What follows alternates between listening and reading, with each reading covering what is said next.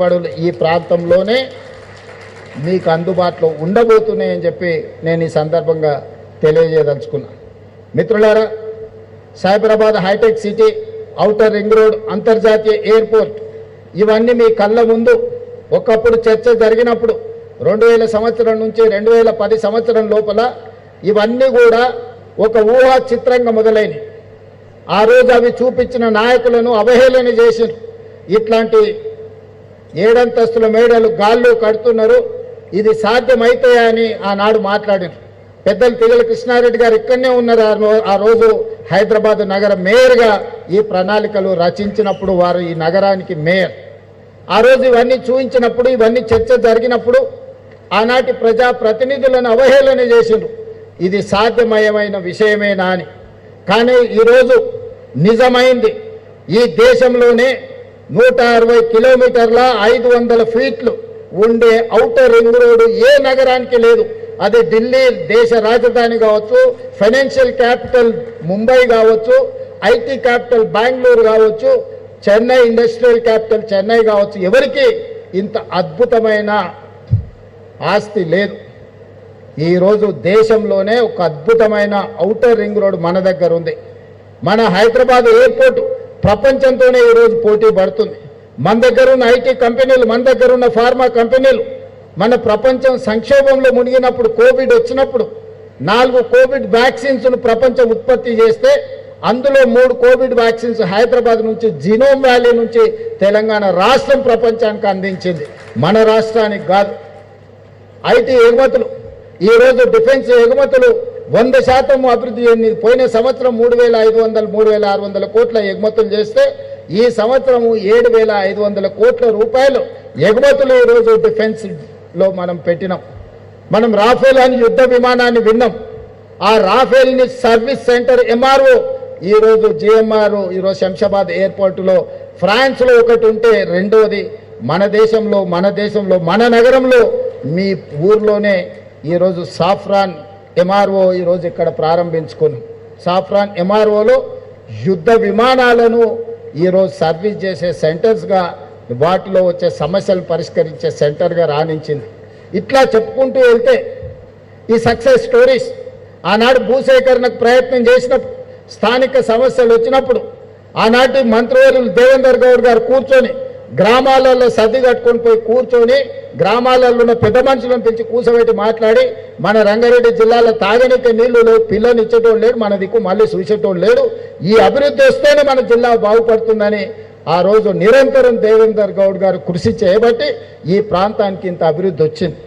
నేను ఎందుకు వారిని ఈరోజు గుర్తు చేస్తున్నా అంటే, ఈనాడు ఈ ఫ్యూచర్ సిటీలో కూడా కొంతమంది రైతులకు బాధనో, లేకపోతే నష్టపరిహారం రాలేదనో, లేకపోతే కష్టమో, కొంత నిష్ఠూర్కమో ఉన్నది.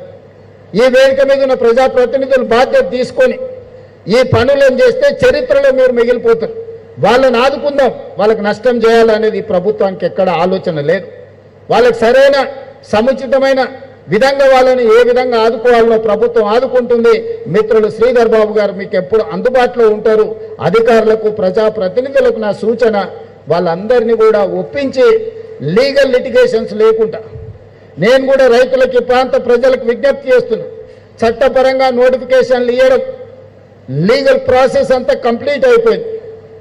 ఈ రోజు కాకపోతే రేపైనా మన భూమి ప్రభుత్వానికి బదిలీ అవుతుంది. అది ఆగే అవకాశం లేదు. తాత్కాలికంగా వాయిదా పడవచ్చు. వాయిదా పడడం వల్ల ఆనాడు మీరు భూమి ఇస్తే అదే పైసలు తీసుకుంటే కల్వకుర్తిలో అవతలికి పోతే మీకు ఈ సేమ్ ఇక్కడున్న భూమి కంటే 2 అంతలు వచ్చేది. ఇప్పుడు ఆడ కూడా భూముల ధరలు పెరిగినాయి. ఇప్పుడు ఈ పైసలు తీసుకోకపోతే ఎకరాలు మీ భూసేకరణ జరిగితే మీరు గజాలలో కొనుక్కోవడానికి కూడా ఆ పైసలు మీకు సరిపోవు. అందుకే నా సూచన, డబ్బులు తీసుకోండి, కొంచెం దూరం వెళ్ళి మళ్ళీ భూమి కొనుక్కోండి. ఇక్కడ ఏదో మీ పిల్లలకు ఉద్యోగాలకో లేకపోతే ఇంకేదైనా కావాలంటే, మీ పిల్లలు చదువుకున్న వాళ్ళు ఉంటే స్కిల్స్ యూనివర్సిటీలో ట్రైనింగ్ ఇచ్చి వాళ్ళకు ఒక మంచి బాధ్యత గల పౌరుడిగా తీర్చిదిద్దుదాం. వాళ్ళకు ఉద్యోగ ఉపాధి అవకాశాలు కల్పిద్దాం. ఇతర ప్రయోజనాలు ఏమున్నా ప్రభుత్వం వాళ్ళ కోసం పనిచేస్తుంది. కాబట్టి దయచేసి స్థానిక ప్రజాప్రతినిధులకు నా సూచన, పిలవండి, కూర్చోబెట్టండి, మాట్లాడండి, వాళ్ళ బాధ వినండి. వినకుంటేనే గుంజుకుంటున్నామన్నా వాళ్ళకు ఒక అభద్రత భావాన్ని ఇవ్వకండి. ఎందుకంటే చాలా వరకు 90% భూములు క్లియర్ అయినాయి. జూపల్లి కృష్ణారావు గారు ఆ రోజు ఇండస్ట్రీస్ మినిస్టర్గా ఉన్నప్పుడే ఈ భూసేకరణ కార్యక్రమం ఈ ప్రణాళికలు కొంత ముందుకు వచ్చినాయి. ఆ రోజు ఇచ్చి ఆ రోజు డబ్బులు తీసుకుంటే ఈ కొంచెం ఇసుట యాచారం దాటితే నాగార్జున సాగర్ రోడ్లైనా యువతల కడతాల ఆమన్గాలు దాటితే ఇక్కడైనా మంచి భూములు వచ్చేది. ఇప్పుడు ఆ అవకాశం కూడా పోయింది. రోజుకు ధరలు పెరుగుతూ ఉన్నాయి. అప్పుడో ఇప్పుడు అడుగుతుంటే తెలిసిన వాళ్ళు ఏమయ్యా భూమి ధర ఎట్లుందని, ఏమన్నా 5 ఎకరాలు కొనుక్కుందాం ఫ్యూచర్ సిటీ దగ్గర నేను అడిగితే 6 నెలల కింద 3 కోట్లు చెప్పారు, ఇప్పుడు 6 కోట్లు చెప్తారు. అంటే ఇక జీవితంలో ఆయన 3 కోట్లు అయినప్పుడు ఎక్కువ అనుకున్నాను, ఇప్పుడు 6 అయింది. ఇంకా కొనుక్కునే మా స్థాయి దాటిపోయింది. ఇంకా భవిష్యత్తులో ఎప్పుడు మాకు ఫ్యూచర్ సిటీలో భూమి లేదనుకునే పరిస్థితి వచ్చేది. అందుకే ఇప్పటికప్పుడు ధరలు పెరుగుతూనే ఉన్నాయి. కాబట్టి వచ్చి ఈరోజు తీసుకొని అధికారులకు కూడా నా సూచన, పేదల పట్ల మానవీయ కోణంతో మీరు వ్యవహరించండి. వాళ్ళు శత్రువులు కాదు, వాళ్ళు మన అభివృద్ధి కోసం భూములు ఇస్తున్నారు. ఈ అభివృద్ధిలో వాళ్ళు భాగస్వాములు అవుతున్నారు. వాళ్ళని గౌరవించండి, వాళ్ళకి మర్యాద ఇవ్వండి, వాళ్ళని పిలిచి కూర్చోబెట్టి మాట్లాడండి. మీరు కూర్చోబెట్టి ఛాయ్ తాగిపించి 10 నిమిషాలు మాట్లాడితే వాళ్ళ కడుపు లేదన్న బాధ ఉంటే చెప్పుకుంటారు. ఈ నుండి చేయగలిగింది చేయండి. మీ స్థాయిలో చేయలేని ఉంటే మంత్రి గారి దగ్గరికి తీసుకెళ్ళండి, మంత్రి గారి స్థాయిలో కాదు ఉంటే నా దగ్గరికి తీసుకురండి. ఈ ప్రాంతంలో ఉన్న ప్రతి ఒక్కరు 90% నాకు తెలుసు. నేను ఎందుకంటే చాలాసార్లు ఈ ప్రాంతంలో తిరిగిన, పాదయాత్ర చేసిన. ఏమైనా జగన్ నడిచిన పాదయాత్రలు వచ్చినావు కదా, కాబట్టి చాలామంది ఏం పాండు నాకు బాగున్నావా గుర్తుపట్టిన. కాబట్టి అందరినీ నేను గుర్తుపడతా, పేరు నాకు తెలుసు. వాళ్ళు సర్పంచులు అయినా కాకపోయినా, వాళ్ళు నాయకులైనా కాకపోయినా, కార్యకర్తల్ని కూడా రైతులను కూడా నేను గుర్తుపడతా. నేను ఇక్కడ ఉండేటోళ్ళకి నా సూచన ఒక్కటే, మీకు నష్టం చేసి నేను శ్రీధర్ బాబు గారు ఎక్కడికి తీసుకుపోయలేదు. నేను కొడంగల్ తీసుకుపోను, ఆయన మంత్రం తీసుకుపోడు. మీకే అభివృద్ధి చేసి మీకు ఇస్తాం. ఈ 2 ఏళ్ళు మీరు సహకరిస్తే దేశంలోనే కాదు ప్రపంచంలోనే ఒక అద్భుతమైన నగరానికి ఇక్కడ పునాదులు పడతాయి. ఎవరైనా ఇక్కడికి రావాల్సిందే. ఆయన బిల్ గేట్స్ అయినా, బిల్ క్లింటన్ అయినా, ట్రంప్ అయినా, లేకపోతే ఇంకెవరైనా ఎలాన్ మస్క్ అయినా ఈ నగరంలో పెట్టుబడులు పెట్టకపోతే ఏదో కోల్పోయినాం అనుకునే పరిస్థితి తప్పకుండా తీసుకొచ్చే బాధ్యత మన ప్రభుత్వం తీసుకుంటుంది. ఈరోజు యుద్ధ పరిస్థితుల్లో ఆనాడు ఇండియా పాకిస్తాన్ ఆపరేషన్ సింధూర్ జరుగుతున్నప్పుడు దేశం మీద దాడులు జరుగుతున్నాయి అనుకున్నా మనము ప్రపంచ అందాల పోటీలు మన నగరంలో నిర్వహించినాం. 118 దేశాల నుంచి ప్రతినిధులు వచ్చిండ్రు. నేను ఎందుకు గుర్తు చేస్తున్నా అంటే యుద్ధం జరిగిన హైదరాబాద్ నగరం ఎంత భద్రమైందో అంతమంది ప్రతినిధులు ఇక్కడికి వచ్చిందంటే మన పట్ల నమ్మకం, విశ్వాసం.